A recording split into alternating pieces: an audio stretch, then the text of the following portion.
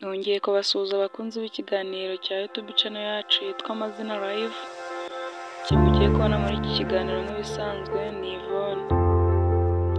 Uyu munsi nabateguriye izina rihabwa umwana w'umukobwa, rikaba riri mu mazina agezweho iki gihe akunzwe gukoreshwa na benshi,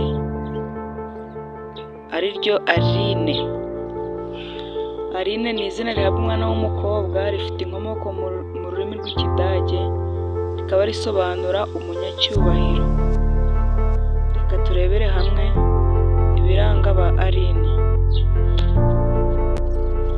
Aline usanga ari umukobwa urangwa no kwihangana mu buzima bwe, areba neza, ni umunyakuri, kandi Aline agira amatsiko kandi akanitanga.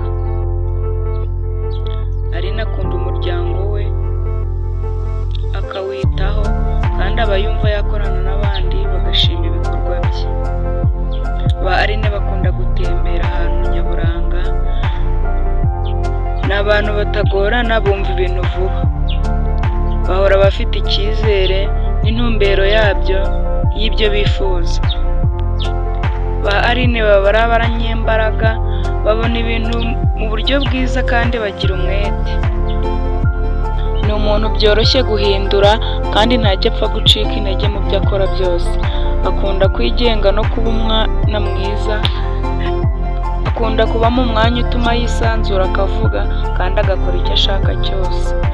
Ahorana imigambi yo gutera imbere no gushakisha amafaranga mu buzima bwe, kandi ntiyihanganira abanebwe kuko we aba yumva yahora gushaka amafaranga.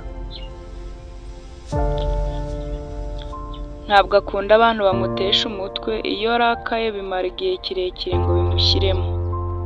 Ba Aline bagaragaza amarangamutima, ntacyo biba bibabwiye kuba yarakara akabigaragaza, yakwishima nabwo akabigaragaza. Ba Aline barangwa no kwicuza iyo bakosheje cyangwa ntihagire ikigenda neza mu byo bifuzaga gukora, ugasanga ahora muri iyo mbimenya, ari kwicuza mbese. Ubusobanuro bw'izina Aline ntaho bugarukiye. Wibutsa gukora subscribe, like ndetse na share.